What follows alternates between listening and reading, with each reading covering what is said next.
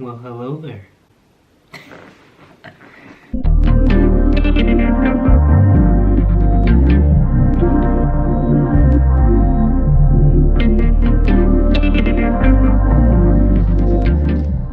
What's up, YouTube? Welcome back to another video. My name is Kyle, aka Prince Kyle. Don't forget it. If you don't know, I post on Instagram and TikTok about FTM, female to male transitioning, because if you didn't know, I am transgender female to male. As you can see, I just moved into my new apartment. This is my room, but I'm not gonna show you it just yet because I'm decorating it like crazy and I don't wanna do like a walkthrough until it's fully done and finished. So yeah, this is as much as you're gonna get to see. If you clicked on this video, you clicked on it for a reason, and it's because you wanted to see the timeline of how I got from here to here. So without further ado, let's hop right into the video. I have some photos and videos on my phone of the timeline from before surgery to after surgery. And then at the end of the video, I'll show you what my scars look like currently. So I had top surgery back in 2018, so 4 years ago, which is crazy. I feel like it was just yesterday. So I started testosterone in 2016, and then 2 years later I had my top surgery. So before top surgery, honestly, I didn't know if I would ever have top surgery. Like, I was terrified. I've never had a surgery before, and I wasn't really sure if I was gonna like have the balls to, you know, go through with it. But I eventually did, so that was great. But before that could happen, obviously I had to deal with the chest that I grew, which kind of sucked. And to give you a little background of what that looked like, if you didn't know, I have an Instagram, and back in 2018 I was really big in like working out and posting videos and pictures online, and I was extremely dysphoric with my chest because obviously as a guy you want to be able to show off your chest when you work out and all that stuff, but I couldn't really do that because I had breasts. So with that, I used to get really creative and basically cover up my chest however I could to make the picture look decent in my eyes. So I didn't really have a big chest. I was like a B cup, if any of you guys know what that means. It's a relatively small chest, it's not that big, but it was big enough to where like if I was shirtless, people would like turn their heads and be like, what the heck are you doing, bro? So here's a picture where you could clearly see my chest, but what I would do is I would like use a photo editor and I would just blur out the creases where, like, you know, the fat would hang. So you could clearly tell that I blended it, but I tried my best to make it look natural. And now that I look at it, it really doesn't look natural, but yeah, that was, yeah. And also it really triggering, but I had big nipples, and I know that there was nothing I could do about it. There was no way of like blending that out. So you could just see that it's just like, it's just not a good, this picture is just not a good look. But I tried. Here's another one where I just kind of cover with, I'm pretending I'm flexing, and you could clearly tell I'm covering my chest. But I think this one's a little more creative. We're getting better. This one, this is probably my favorite one because it actually works. So you can see I use the backpack straps, and I basically just cover my nipples with it, and then it's so tight that it flattens them too, so it just looks like big pecs. So that one, A plus for that one. When I finally like grew the courage to have surgery, again, it was in 2018, I was accepted for the double mastectomy with a free nipple graft, I think that's what it's called, and that's pretty much where they just reconstruct the nipples. There are some surgeons who do not do your nipples and you'll just have to have no nipples, and I personally didn't really want that at the time. I was like, I really hope I can find a surgeon that can keep my nipples. So once I found him, yeah, I got the double mastectomy and the free nipple grafts. And so most of my trans friends, when they had top surgery, they were given like a compression vest, but for some reason my doctor didn't give me one. He just told me to put bandages on there. And so I'm an anxious person, and I just wanted to make sure that my results came out as best as they possibly could. So I went a little above and beyond with the bandaging myself. As you can see in this photo, I went a little crazy. Definitely didn't need that much tape, definitely didn't need that much gauze. Yeah, I just went a little obnoxious. And it's because I was so afraid that like if I didn't have my full chest like completely covered, that like something was gonna go wrong. But obviously nothing went wrong. So yeah, that's why this picture, I went a little crazy with the tape. If you are having top surgery and they tell you to just bandage up your chest, you do not have to be this obnoxious with it. Like, you're gonna be okay. All right, at this stage, I was healing and I just got all of my stitches out, and they just told me to like apply these like little pieces of tape around my scars to help those heal better. And also other people asked me what type of scar cream I used, and I didn't use any fancy cream. I was a low budget college kid who just wanted my scars to heal as much as I could get them to heal. So I just used cocoa butter. It's something I grew up with. It worked well with my skin. I have very sensitive skin. As you can tell in this picture, I have like acne all up here, and it's from having all of those bandages covering my chest and sweating and not being able to shower. So yeah, I just really recommend, if you have sensitive skin, to look into different type of like creams and stuff that'll work for you. And it may take a couple tries for you to find the right one, but for me, again, cocoa butter was great. It was cheap, it was affordable. And if you're low budget as well, if you're like a young college kid or even younger than that, or just someone who can't afford like these high-end brand pieces of tape, whatever that you would need. Also, at this point in time, I was like terrified about losing my nipples. I was like, please don't fall off, please don't fall off, please don't fall off.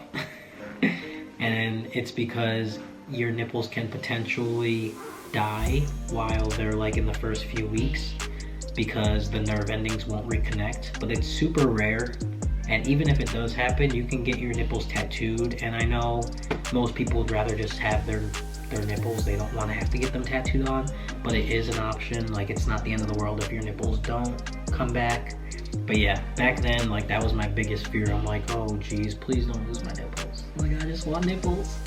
And I remember like during my consultation for surgery, they were like, you might lose sensation in your nipples, do you still want to go through with it? And I was like, I don't care if I lose sensation. Like, I just want like no chest. Like, I don't care about nipple sensation. And my doctor was like, you'd be surprised how many people like turned away having surgery because I told them that they may lose sensation. And I was like, well, you don't gotta worry about that with me. I want it. I'm okay with losing sensation. Like, I really don't care. This one was the first time I went swimming. So this was right when I got cleared to go swimming and work out and do all that fun stuff. Because again, you have to wait like, a lot of people ask me like how long you should wait before working out, and I would say easily a healthy 3 months, because you don't want to push it. You don't want to risk stretching your scars just to get one workout in. I know it sucks if you're someone who's like super active all the time and now you have to like be a couch potato, but it's worth it in the end because these are results that you'll have forever. So wait to go swimming, wait to work out, wait to dry, wait to go back to work. Just be patient. But when I was able to go swimming again, this was the first time I was swimming. The feeling that it gave me was like, I can't even explain it. This picture was taken in the men's locker room, so I was like a little intimidated because I was like, what if these guys know that I am transgender? Like, what if they see the scars? Like, all these thoughts were running through my head, and then like meanwhile nobody was paying attention to me, so I don't even know what I was scared about. But yeah, this was the first time I was pretty much shirtless in public. This is when my scars were like freshly healed over. But what the doctor said is, although they're healed over on the outside, the inside is still healing, which is why they say to take your time working out or like doing a lot of like movements with your arms, because although it looks like it's healed on the outside, the inside is still healing. And then also you can see my nipples. One of the big questions I get is, why are my nipples pink? Like, when are they gonna, this is more for like African Americans, our pigment will go away. So the process of the way the nipples grow back is, when you first see your chest reveal, it'll just look like scabs. And you think that those are like your nipples, so you're like, oh, okay, like they're on, they're good. But then out of nowhere, after like the first week, you'll see that scab start to peel and chip away, and you're like starting to like rethink, like, okay, is my nipple gonna fall off? Like, what's going on here? But I promise you, that is a good sign. It's just the scab over the actual nipple that is just flaking off so that the new nipple can appear. And that's why when the scab starts to fall off, you'll see a pink fleshy nipple color. And that is something that can happen too. The pigment may not come back, but again, this is a rare case. Most of the time your nipple color will go back to the dark brown, but in the beginning, that pigment has to basically come back in on its own. So as you can see from this picture, my nipple was like half pink and half brown, and it's because it was during the scab stage. That brown you see is just the scab, and the pink underneath is my actual nipple. And then that pink, over time, it started gradually getting like kind of like cow print spots, like dark brown spots that look like cow print. And that was the pigment developing back in the nipple. And then over time, my whole nipple was back to brown, as if it was never pink to begin with. So if your nipples are pink, especially for my African American trans men, I promise it's okay. Like, they're gonna go back to dark brown. And if they don't, which is super rare, you can get them tattooed the right color. So don't worry about it. It's cool. It's been 4 years, so I'm gonna show you what my chest is looking like right now.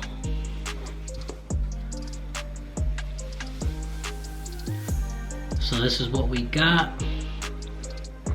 That's my chest 4 years later. And obviously this is like my final result, I would imagine, because it's been 4 years.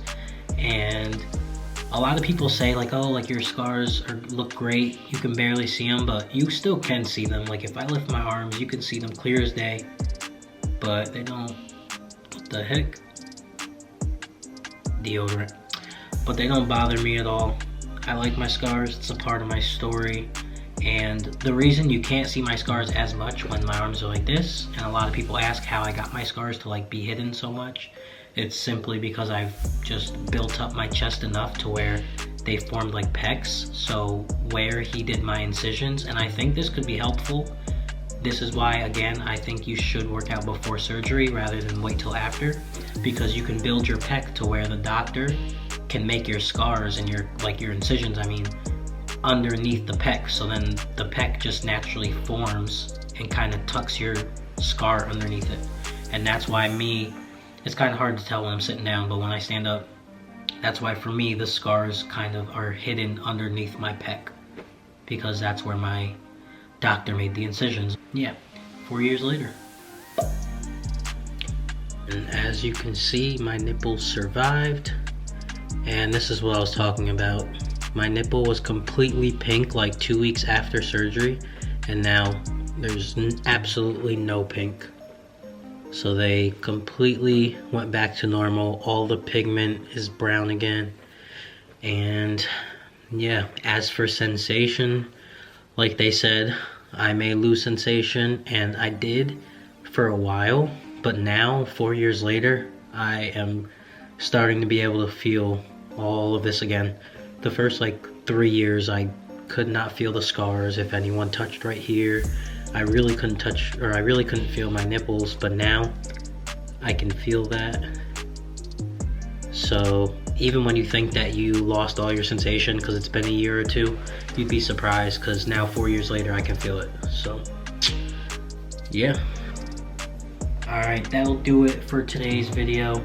Again, I'm gonna try and do 2 videos a week. I hope you guys saw the video that I did on Wednesday, I think it was, maybe Thursday, I don't remember.